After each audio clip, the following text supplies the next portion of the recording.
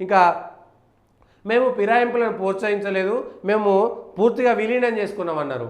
ఫిరాయింపులు ఏంది, తర్వాత 20 మంది పోయినాక వీళ్ళు కూడా విలీనమని అంటారు. అప్పుడు టీఆర్ఎస్ ఎల్పీని విలీనం చేస్తే మీరు కేటీఆర్ గారు నిన్న మాట్లాడుతూ మేము విలీనం చేసుకున్నాం తప్ప ఫిరాయింపులను ప్రోత్సహించలేదు అంటున్నారు. ఒక్కొక్కరు 23 అయిన తర్వాత మేము విలీనం చేస్తామని వాళ్ళందరూ కలిసి విలీనం అని రాస్తే ఆయన ఓకే అంటాడు ఇక్కడ ఉన్నటువంటి స్పీకర్ గారు. ఓకే అయిన తర్వాత అది విలీనం అయిపోతుంది. అప్పుడు ఏంది, ఇప్పుడు మీరు మాట్లాడినటువంటి మాట మేము ఎక్కడ ఫిరాయింపులు ప్రోత్సహించలేదు, విలీనం చేసుకున్నాం, వాళ్ళందరూ వస్తే బీఎస్పీని కానీ కాంగ్రెస్ని కానీ విలీనం మాత్రమే చేసుకున్నాం అంటే రేపు పొద్దున విలీనం చేసుకున్న దాన్ని మీరు సమర్థించారు కాబట్టి కాంగ్రెస్లో టీఆర్ఎస్ పక్షం మొత్తం విలీనమైంది కాబట్టి మీరు అప్పుడు ఏం మాట్లాడకుండా విమర్శలు చేయకుండా ఉంటారా? ఎట్లా మాట్లాడుతున్నారు? ఇవాళ మీరు విలీనాన్ని ఎల్పీ విలీనం ఏదైతే మీరు ఇవాళ సమర్థించుకున్నారో ఆ సమర్థన రేపు కాంగ్రెస్ పార్టీలో టీఆర్ఎస్ ఎల్పీ విలీనం అయితే రేపు విలీనం ఓకే మేము చేసుకున్నాం కాబట్టి మీరు చేసుకున్నా తప్పు లేదు అని అనగలుగుతారా? ఎందుకు ఆలోచించరు ఈ మాట? సరే 2014లో కొత్తగా తెలంగాణ వచ్చింది, వీళ్ళేదో ఓటుకు నోటు కేసులో దొంగతనం చేసేటువంటి ప్రయత్నం చేసిరు, మిమ్మల్ని మీ ప్రభుత్వాన్ని కొంత ఇబ్బంది పెట్టేటువంటి ప్రయత్నం చేసిరు కాబట్టి మీరు ఆ రోజు చేసుకోవచ్చు.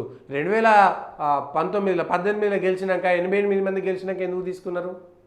2014 అంటే మొదట తెలంగాణ వచ్చింది, తెలంగాణ కొత్త సర్కారు, కొత్త రాష్ట్రము, అందరు కలిసి ఉండాలి, అందరినీ తీసుకున్నామంటే కొంతలో కొంత, అది తప్పైనా సరే కొంతలో కొంత మీకు ఆడ వీళ్ళు మీ ఎమ్మెల్యేలు చీల్చేటువంటి ప్రయత్నం చేశారు కాబట్టి అర్థం చేసుకోవచ్చు.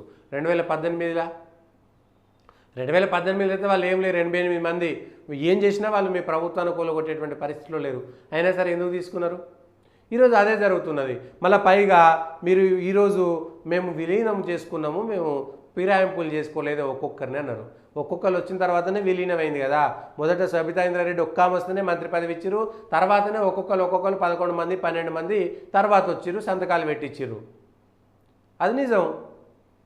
ఒకేసారి సబితా ఇంద్రారెడ్డితో పాటు మంత్రి పదవి ఇచ్చినప్పుడు 12 మంది ఒకేసారి రాలేదు కదా. పోనీ వచ్చిర్రు అనుకుందాం అట్లనే.